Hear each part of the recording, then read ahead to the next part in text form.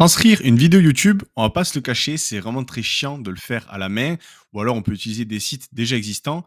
Et pourquoi on voudrait faire ça? Tout simplement peut-être pour faire un résumé d'une vidéo, pour faire de la veille sur quelqu'un qui viendrait de sortir une nouvelle vidéo, savoir de quoi il a parlé, de quel sujet, ou pourquoi pas aussi directement aller modifier une vidéo et modifier la timeline, du coup, qui va pouvoir servir aux personnes qui vont regarder la vidéo à suivre les différentes parties et le retrouver ici dans la description et pouvoir cliquer dessus. De mon côté, je me suis dit comment est-ce que je pourrais l'automatiser avec Make.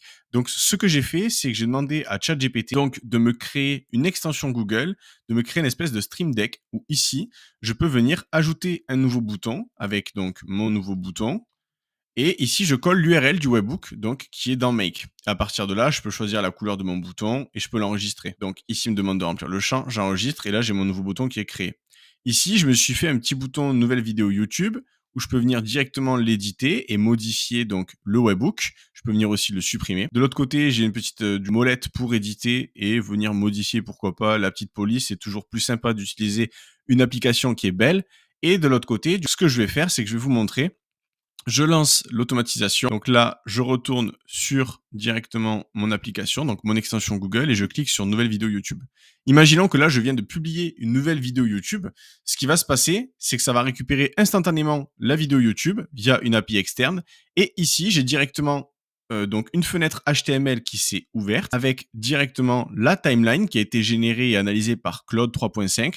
Je peux venir cliquer sur copier la timeline. Donc, ça me dit comme quoi ça a été bien copié. Je peux aussi venir directement cliquer et ça va m'ouvrir le lien de Studio YouTube avec la vidéo en question et le /edit. Donc, j'ai juste à venir faire entrer et à coller directement la timeline, la nouvelle timeline qui a été générée par Claude. Donc, si on regarde aussi ce qui se passe dans mon scénario, c'est qu'on voit qu'il me rédige aussi un article de blog. Donc, si je me rends sur mon site internet et que je vais dans tous les articles, si je vais dans Brouillon, donc on voit ici que automatiser un compte Pinterest en 10 minutes. Si je peux, hop, je clique sur le lien. Et ici, on arrive directement sur ma page avec l'article, du coup, avec le titre de ma vidéo qui a été récupéré en HTML. Donc ça, c'est un petit bug de ChatGPT, il faut venir le modifier à la main. Mais en gros, ça m'a du coup rempli mon bloc de vidéos YouTube avec les titrages 1, les titrages 2, et ça m'a fait tout un résumé de la vidéo. Donc voilà, j'ai plus besoin de venir transcrire à la main, de venir rédiger un article à la main. Au final, qu'importe, il suffit juste de repasser sur l'article s'il convient pas, pour aussi faire du maillage interne, etc. Mais du coup, je trouve que c'est un temps fou qui est gagné, et surtout que en facilité, on a juste à venir cliquer sur la petite extension du coup qui est un Stream Deck. Sur Google Chrome, ça vous évite aussi d'avoir un Stream Deck à la main parce qu'il n'y a pas tout le monde qui a de Stream Deck. Et ici, donc là j'ai pris l'exemple de la vidéo YouTube, mais on pourrait très bien venir créer justement un nouveau bouton avec un nouveau webbook qui viendrait déclencher une autre automatisation. Donc par exemple de venir checker dans mes mails à cet instant-là, donc à ce moment-là, j'appuie sur mon bouton. Donc ici je peux créer un bouton mail. Donc on va le tester là en direct.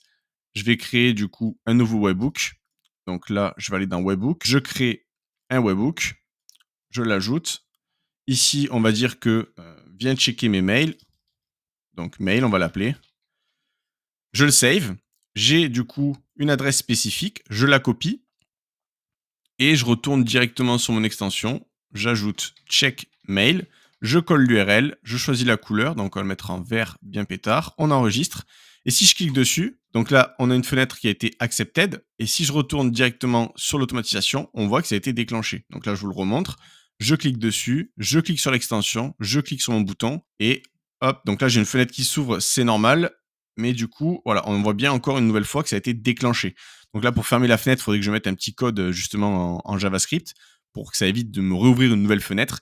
Mais en tout cas, voilà, on voit que ça fonctionne bien et du coup, je pourrais vraiment implémenter un webbook dans chacune de mes automatisations sur Make et venir les déclencher quand j'en ai envie, donc du coup, avec l'application de Stream Deck. Si bien évidemment, vous souhaitez mettre en place ce genre d'extension Google Chrome pour vous, pour votre usage personnel ou pour des clients, ou ne serait-ce que pour créer justement et déclencher vos webbooks sur Make, j'ai créé justement un school, donc c'est une communauté French Automation où vous allez pouvoir retrouver directement dans Classroom, vous allez pouvoir retrouver tout toutes les automatisations. Par exemple, ici, e-commerce, vous allez pouvoir retrouver WooCommerce, Shopify. Donc là, je suis en train de le mettre à jour.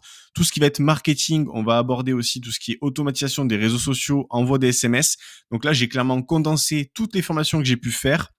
Je me suis rendu compte que les formations n'étaient pas forcément suivies et donc les gens ont un besoin sur le moment. Donc autant vous donner libre l'accès à la template, vous téléchargez, vous le mettez en place en 5 minutes sur votre compte et ça vous évite de suivre une formation pendant 2 ou 3 heures. Je peux comprendre que certaines personnes n'ont pas le temps. Donc voilà, vous pouvez retrouver des parties comme le SEO, communication, e-commerce, newsletter, IA, site web, gros hacking, gestion de projet. Voilà, donc il y a vraiment 9 parties. On va vraiment se concentrer et le but, c'est de clairement arriver à plus de 500 automatisations dans l'année 2025. Donc, ça sera alimenté au fur et à mesure. Bien évidemment, si la vidéo vous a plu, n'hésitez pas à le faire savoir dans les commentaires. Ça aide à booster l'algorithme. N'oubliez pas de vous abonner aussi, d'activer la petite cloche pour ne pas louper les prochaines vidéos parce que la prochaine fois, on va parler justement de scrapping d'avis, d'aller revendre des avis, de gérer les avis des boîtes, d'aller pouvoir faire du scrapping sur LinkedIn, sur YouTube. Enfin bref, il y a beaucoup de dingueries qui arrivent, donc n'hésitez pas à vous abonner. Donc sur ce, je vous dis à très vite pour la prochaine vidéo.